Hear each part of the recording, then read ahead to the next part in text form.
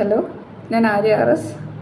2023 NEET എക്സാമിന് Kerala rank 1ഉം all India rank 23 നേടാൻ സാധിച്ചു.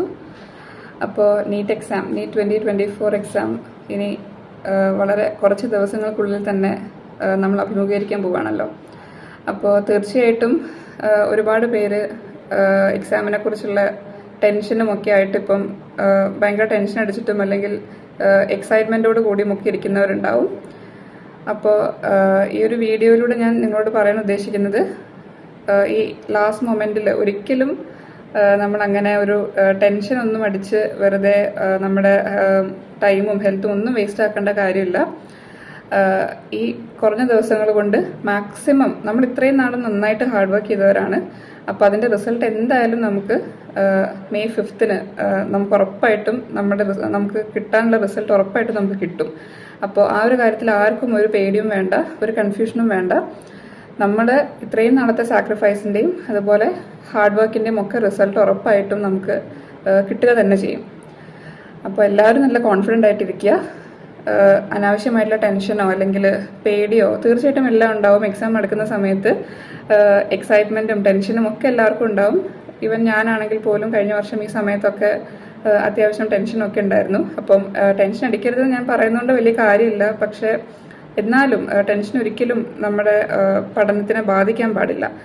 അപ്പോൾ ചെറിയ രീതിയിൽ ടെൻഷനൊക്കെ ഉണ്ടാവും, പക്ഷെ ഒരിക്കലും അത് നമ്മുടെ ഹെൽത്തിനെയോ അല്ലെങ്കിൽ പഠനത്തിനെയോ ഒന്നും ബാധിക്കുന്ന ഒരു രീതിയിലേക്ക് കൊണ്ടുപോകാൻ പാടില്ല. മാക്സിമം നല്ല രീതിയിൽ നമ്മൾ ഇത്രയും നാൾ നമ്മൾ വർക്ക് ചെയ്തിട്ടുണ്ട്. അപ്പോൾ ഇനിയും അവസാന മൊമെൻ്റ് വരെ നമ്മൾ ആ ഒരു വർക്ക് കണ്ടിന്യൂ ചെയ്തുകൊണ്ടിരിക്കുക എന്നുള്ളതാണ്. ഈ എക്സാം അടുത്ത ദിവസങ്ങളിൽ അധികമായിട്ട് സ്ട്രെയിൻ ചെയ്യുക, ഉറക്കമിളയ്ക്കുക, അതിൻ്റെ ഒന്നും ആവശ്യമില്ല. നമ്മൾ അവസാന മൊമെൻ്റ് വരെ മാക്സിമം നന്നായിട്ട് പഠിക്കുക. ഒരിക്കലും പക്ഷെ ഇത് ബോഡീനെ സ്ട്രെയിൻ ചെയ്തിട്ടൊന്നും വേണ്ട. മാക്സിമം നല്ല രീതിയിൽ തന്നെ നിങ്ങൾ ഇത്രയും നാളും നിങ്ങൾ എങ്ങനെയാണോ പഠിച്ചത് അതുപോലെ തന്നെ May 4th വരെ, 5th എക്സാം, ഇപ്പോൾ 4th വരെ ഇത്രയും നാൾ പഠിച്ച അതേ സ്പിരിറ്റോട് കൂടി തന്നെ മുന്നോട്ട് പോകണം. പിന്നെ പുതിയ കാര്യങ്ങളൊന്നും ഇനി അധികം നമുക്ക് പഠിക്കാനുള്ള ഒരു അത് പുതിയതായിട്ട് നമ്മളൊന്നും പഠിക്കേണ്ട കാര്യമില്ല. നമ്മൾ ഇത്രയും നാളും റിവൈസ് ചെയ്ത ഒരുപാട് കാര്യങ്ങളുണ്ടാവും. നമുക്ക് നല്ല തറവായിട്ടുള്ള കുറേ ചാപ്റ്റേഴ്സ് ഉണ്ടാവും. അതൊക്കെ ഒന്ന് നമുക്ക് നന്നായി തറവായിട്ടുള്ള ചാപ്റ്റേഴ്സ് വീണ്ടും ഒന്ന് മറിച്ച് നോക്കുന്നത് നല്ലതായിരിക്കും. അത് ഒരു പക്ഷേ നമ്മുടെ കോൺഫിഡൻസ് ഒക്കെ കൂട്ടാൻ സഹായിക്കും. അപ്പോൾ പുതിയതായിട്ടുള്ള കാര്യങ്ങളൊന്നും ഒരുപാട് ഇനി അങ്ങനെ പഠിക്കാൻ പോകുന്നത് നല്ലതാണെന്ന് എനിക്കൊരു അഭിപ്രായമില്ല. അതുപോലെ തന്നെ എക്സാംസ് കൃത്യമായിട്ട് എഴുതുന്നുണ്ടെന്ന് ഞാൻ വിശ്വസിക്കുന്നു. എക്സാംസ് എഴുതുന്നത് വളരെ ഇമ്പോർട്ടൻ്റ് ആയിട്ടുള്ള കാര്യമാണ്. ഞാൻ മുമ്പുള്ള വീഡിയോസിലൊക്കെ നമ്മുടെ മോഡൽ എക്സാംസിൻ്റെ ഇമ്പോർട്ടൻസിനെ കുറിച്ച് പറഞ്ഞിട്ടുണ്ടായിരുന്നു. അപ്പോൾ നിങ്ങളെല്ലാവരും എക്സാംസൊക്കെ കൃത്യമായിട്ട് എഴുതിയിട്ടുണ്ടെന്ന് ഞാൻ വിശ്വസിക്കുകയാണ്. ഇത്രയും നാളത്തെ എക്സാംസ് എഴുതിയതിലൂടെ തന്നെ നമുക്ക് ഇപ്പം ഒരുപാട് നോളജ് കിട്ടിയിട്ടുണ്ടാവും. തീർച്ചയായിട്ടും അതിൻ്റെ ഒക്കെ ഒരു യൂസ് നമ്മൾ May 5th ഉറപ്പായിട്ടും നമ്മൾ അറിയുന്നതായിരിക്കും. പിന്നെ ഫിസിക്സ് ഒക്കെ ആണെങ്കിൽ ഫോർമുലാസ് ഒക്കെ നിങ്ങൾ നന്നായിട്ട് എഴുതി വെച്ചിട്ടുണ്ടാവുമെന്ന് വിശ്വസിക്കുന്നു. അതൊക്കെ ഒന്ന് റിവൈസ് ചെയ്യുക. പിന്നെ മറന്നു പോകുന്ന കാര്യങ്ങൾ, ചില ടോപ്പിക്സ് എസ്പെഷ്യലി ബയോളജിയിലും അതുപോലെ ഇനോർഗാനിക് കെമിസ്ട്രിയിലും ഒക്കെ നല്ല വോളറ്റൈൽ ടോപ്പിക്സ് ഒരുപാടുണ്ട്. അപ്പോൾ നമുക്ക് മറന്നു പോകുന്ന ടോപ്പിക്സ് അത് നിങ്ങൾ ജസ്റ്റ് ഒന്ന് ഈ ദിവസങ്ങളിൽ റിവൈസ് ചെയ്യുന്നത് നല്ലതായിരിക്കും. അറിയാവുന്ന കാര്യങ്ങളൊക്കെ റിവൈസ് ചെയ്യുക. പുതിയതായിട്ടുള്ള ഒരുപാട് കാര്യങ്ങൾ ഇനി പഠിക്കാൻ നിൽക്കുന്നത് നല്ലതായിരിക്കില്ല. അതുപോലെ തന്നെ ക്വസ്റ്റ്യൻസ് ചെയ്യുന്നത് കണ്ടിന്യൂ ചെയ്തുകൊണ്ടിരിക്കുക. നിങ്ങൾ ഓൾറെഡി ചെയ്ത ക്വസ്റ്റ്യൻസ് ആണെങ്കിലും കുഴപ്പമില്ല. റിവൈസ് ചെയ്യുന്ന പോലെ തന്നെ ഒരു റിവിഷൻ എന്ന പോലെ നിങ്ങൾക്ക് ക്വസ്റ്റ്യൻസും ഇനിയും പ്രാക്ടീസ് ചെയ്യാവുന്നതാണ്. പിന്നെ എക്സാംസ് മുടങ്ങാതെ എഴുതണം. OMR ഷീറ്റിൽ ഫില്ല് ചെയ്യുന്ന സമയത്ത്, ഇപ്പോൾ എക്സാമിൻ്റെ ദിവസം നമ്മൾ ടെൻഷൻ അടിച്ചൊക്കെ പോവുകയാണെങ്കിൽ നമുക്ക് എന്തെങ്കിലുമൊക്കെ തരത്തിലുള്ള ഈവൻ നമുക്ക് അറിയാവുന്ന ക്വസ്റ്റ്യൻ പോലും നമുക്ക് ചിലപ്പം നന്നായിട്ട് ആൻസർ ചെയ്യാൻ പറ്റിയെന്ന് വരില്ല. പഠിച്ച കാര്യങ്ങൾ മറന്നു പോവും.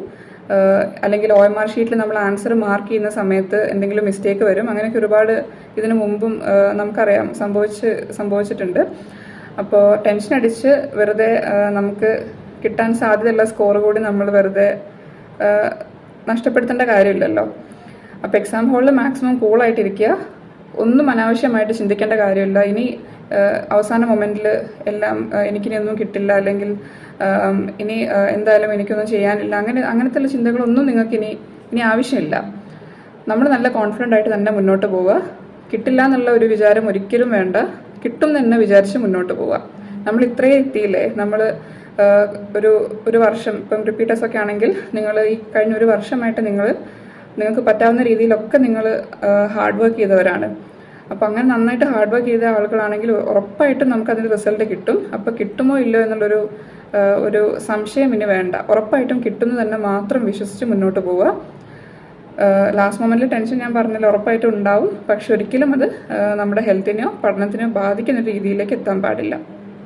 പിന്നെ എക്സാം ഹാളിൽ മാക്സിമം കൂളായിട്ടിരിക്കുക. നല്ല രീതിയിൽ തന്നെ നിങ്ങൾക്ക് എക്സാം എഴുതാൻ സാധിക്കും. ഞാൻ നേരത്തെ പറഞ്ഞതുപോലെ ടെൻഷൻ അടിച്ചൊക്കെ നമ്മൾ എക്സാം എഴുതുകയാണെങ്കിൽ OMR ഷീറ്റ് ഫില്ല് ചെയ്യുമ്പോഴൊക്കെ നമുക്ക് മിസ്റ്റേക്സ് വരാൻ സാധ്യതയുണ്ട്. അപ്പോൾ നീറ്റിൽ നമുക്കറിയാം ടൈം വളരെ ഇമ്പോർട്ടൻ്റ് ആയിട്ടുള്ളൊരു കാര്യമാണ്. അപ്പോൾ ടൈമൊക്കെ നല്ല വൃത്തിയിൽ മാനേജ് ചെയ്തിട്ട് മാക്സിമം നല്ല രീതിയിൽ എഴുതാൻ നോക്കുക. OMR ഷീറ്റ് ഫില്ല് ചെയ്യുമ്പോൾ മാക്സിമം ശ്രദ്ധിക്കുക. നമ്മുടെ റോൾ നമ്പർ എഴുതുന്ന സമയത്തും അതുപോലെ ഒരുപാട് കാര്യങ്ങൾ നമുക്ക് ഫില്ല് ചെയ്യാനുണ്ടല്ലോ. റോൾ നമ്പർ ആയാലും അതേപോലെ തന്നെ ആൻസേഴ്സ് മാർക്ക് ചെയ്യുമ്പോഴായാലും എല്ലാം നല്ല ശ്രദ്ധിച്ചിട്ട് മാത്രം മാർക്ക് ചെയ്യുക. കാരണം നമുക്ക് ഒരു ഉത്തരം തെറ്റായി മാർക്ക് ചെയ്ത് പോയി കഴിഞ്ഞാൽ പിന്നെ അത് ചേഞ്ച് ചെയ്യുക എന്നുള്ളൊരു ഓപ്ഷൻ ഇല്ല. അപ്പോൾ മാക്സിമം ശ്രദ്ധിച്ച് എക്സാം എഴുതാൻ ശ്രദ്ധിക്കുക. ടെൻഷൻ അടിച്ചു കഴിഞ്ഞാൽ നമുക്ക് എന്തായാലും എന്തെങ്കിലുമൊക്കെ തരത്തിൽ മിസ്റ്റേക്സ് വരും. അപ്പോൾ ഉറപ്പായിട്ടും ടെൻഷൻ ഇല്ലാതെ നല്ല കോൺഫിഡൻസോട് കൂടി തന്നെ മുന്നോട്ട് പോവുക. ആരും ഒരു തരത്തിലും പേടിക്കേണ്ട കാര്യമില്ല.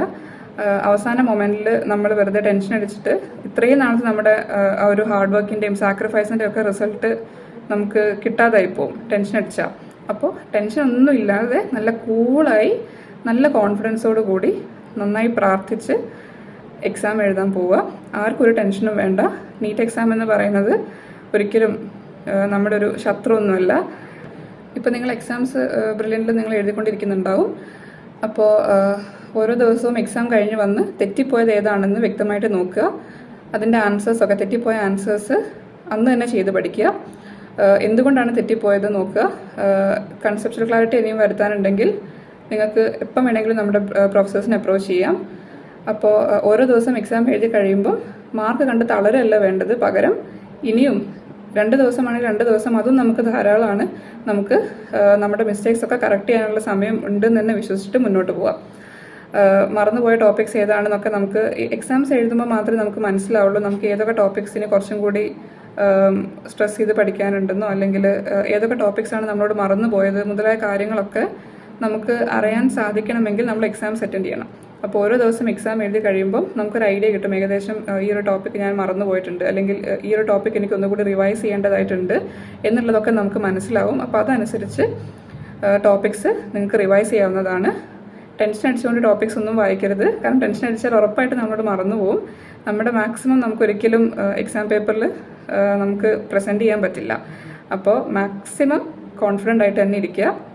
ചെറിയ ടെൻഷൻ എല്ലാവർക്കും ഉണ്ടാവും, പക്ഷേ മാക്സിമം നിങ്ങൾക്ക് പറ്റാവുന്നിടത്തോളം നിങ്ങൾ കോൺഫിഡൻ്റ് ആയിട്ട് ഇരിക്കുക. പിന്നെ നന്നായിട്ട് പ്രാർത്ഥിക്കുക. അപ്പോൾ എക്സാമിനെ കുറിച്ച് ഓർത്തിട്ട് ആർക്കും ഒരു ഭയവും വേണ്ട. കാരണം എക്സാം എന്തായാലും നമുക്ക് ഫേവറബിളായിട്ട് തന്നെ വരുള്ളൂ. നമ്മൾ ബ്രില്യൻ്റിൽ ഇത്രയും എക്സാംസ് എഴുതിയിട്ടുണ്ട് അല്ലേ, ഒരുപാട് എക്സാംസ് നമ്മൾ എഴുതിയിട്ടുണ്ട്. വീക്ക്ലി എക്സാംസ് ആണെങ്കിലും മോഡൽ എക്സാംസ് ആണെങ്കിലും ഒക്കെ ഒരുപാട് നമ്മൾ എഴുതി കഴിഞ്ഞു. അപ്പോൾ ഈ എക്സാംസിലൂടെയൊക്കെ നമ്മൾ പരിചയപ്പെട്ട ക്വസ്റ്റ്യൻസ് മാത്രമേ ഇനി നീറ്റിനും വരാൻ സാധ്യതയുള്ളൂ.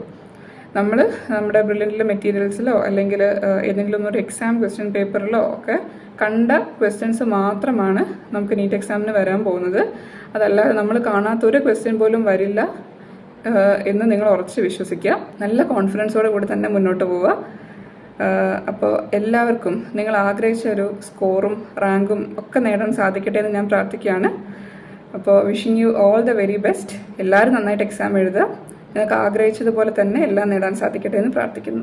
എൻട്രൻസ് സംബന്ധമായ വാർത്തകളും അപ്ഡേഷനുകളും ഏറ്റവും വേഗം ആധികാരികമായി അറിയാൻ ബ്രില്യൻ സ്റ്റഡി സെന്റർ പാല യൂട്യൂബ് ചാനൽ സബ്സ്ക്രൈബ് ചെയ്യുക, ബെൽ ഐക്കൺ അമർത്തുക, ഈ വീഡിയോ മറ്റു സുഹൃത്തുക്കളിലേക്കും മാക്സിമം ഷെയർ ചെയ്യുക.